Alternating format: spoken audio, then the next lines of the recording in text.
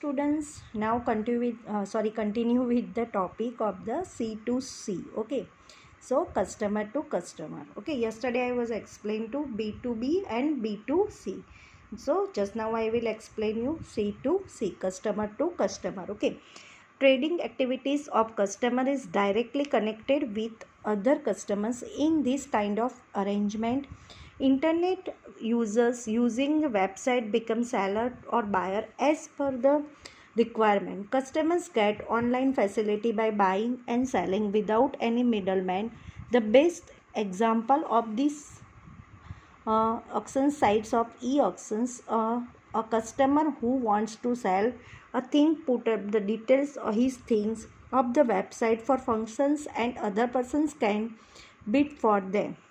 A person who bids the highest buys the things beside in the website like OLX.com, Quicker.com. A seller puts information about his things and selling price.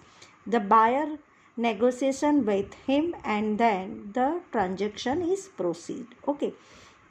तो यहाँ पे जो customer to customer की बात आई है, तो यहाँ पे जो चीज़ होती है, जैसे हम लोग कभी कभी ये इंटरनेट के थ्रू होता है, जो कस्टमर होता है, जैसे घर में आप लोग हैं या मैं हूँ, मुझे अपने घर के सोफ़े पुराने हो गए तो मुझे नए बनवाने हैं फॉर एग्ज़ाम्पल, तो उसको मुझे सेल करना है, तो मैं उसको कैसे सेल करूँगी? यहाँ पे ऐसे तो किसी को आके मुझे तो किसी को बताना पड़ेगा ना कि मुझे ये मेरे सोफ़े सेल करनी है या मेरे डाइनिंग टेबल सेल करना है या अनदर चीज़ कोई भी थिंग्स जैसे टीवी है, फ्रीज़ है, मुझे नया लेना है, तो ये पुराना है पर कंडीशन अच्छी है और मुझे सेल करना है। तो वो सेल करने के लिए जब भी मैं उसका मैं सोचूंगी तो क्या करूँगी, तो फिर यहाँ पे हमारे पास इंटरनेट के थ्रू दो वेबसाइट भी बताई गई है, OLX है, Quicker.com है, तो वहाँ पे हम अपनी प्राइस के हिसाब से रख सकते हैं। फिर बाद में जब भी जिसको लेना होता है, जो सेलर होता है हमारे पास से मतलब हम उसको सेलिंग करते हैं, जो हमारे पास बायर होता है जो ख़रीदना चाहता है,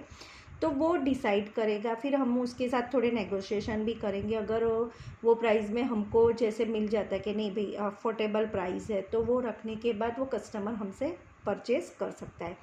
ऐसी कोई चीज़ होती है जैसे फिर हराजी बोलते हैं, जैसे बोलते हैं ना,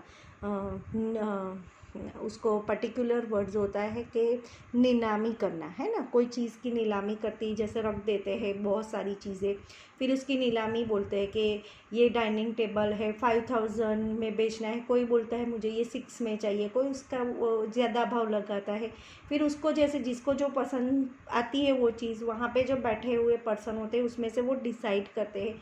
फिर नीलामी में से भी वो सारी चीज़ें हम बेच सकते हैं।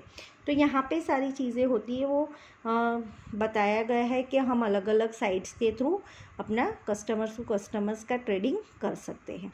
नेक्स्ट है C2B, customer to business.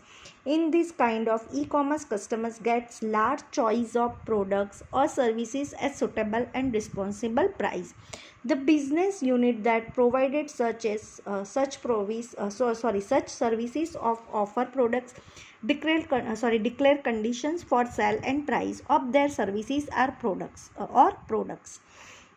This system help to reduce time of negotiation and increase flexibility of customer as well as business unit. In this term of payment is decided by a customer.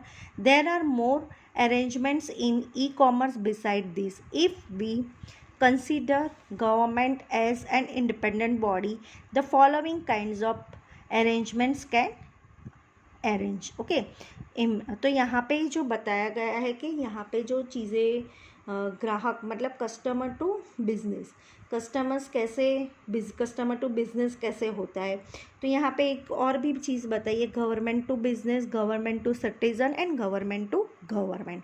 तो in this type of large मतलब यहाँ पे e-commerce को जो अच्छा मतलब possibility होती है को जो मतलब उनका प्रोडक्शन होता है, जो सामने वाली चीज़ को मतलब जो कीमत चाहिए मतलब प्राइस होती है वो उनकी सेवा पसंदगी के थ्रू होती है, और उसका मतलब जो प्रोडक्शन होता है वो सेल्स की कीमत के अधीन होता है।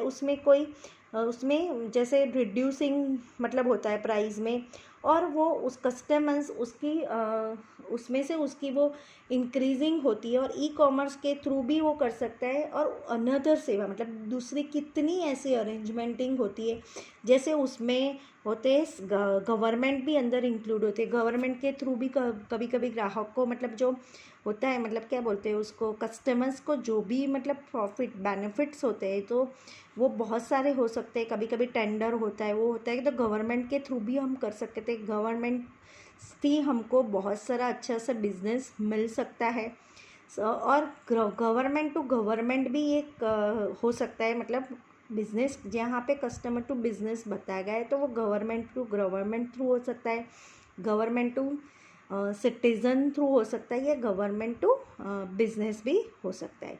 तो ये सारी चीज़ें यहाँ पे ई कॉमर्स के थ्रू और ई कॉमर्स के सिवा बहुत सारी ऐसी चीज़ें हैं तो वो हो सकती है। मतलब दोनों की यहाँ पे जो होता है बिजनेस जो होता है वो यूनिट एक बिजनेस का यूनिट होता है, उसमें फ्लेक्सिबिलिटी होती है, इंक्रेजन होता है, नेगोशिएशन भी होता है, वो सारी टर्म्स एंड कंडीशन के हिसाब से ही होता है। ओके स्टूडेंट, तो यहाँ पे 4.2 ये एक्सरसाइज पूरी फिनिश होती है। Tomorrow I will explain you 4.3 request equipment for the successful implementations of e-commerce. Okay, तो वो tomorrow I will explain you. Okay students, bye.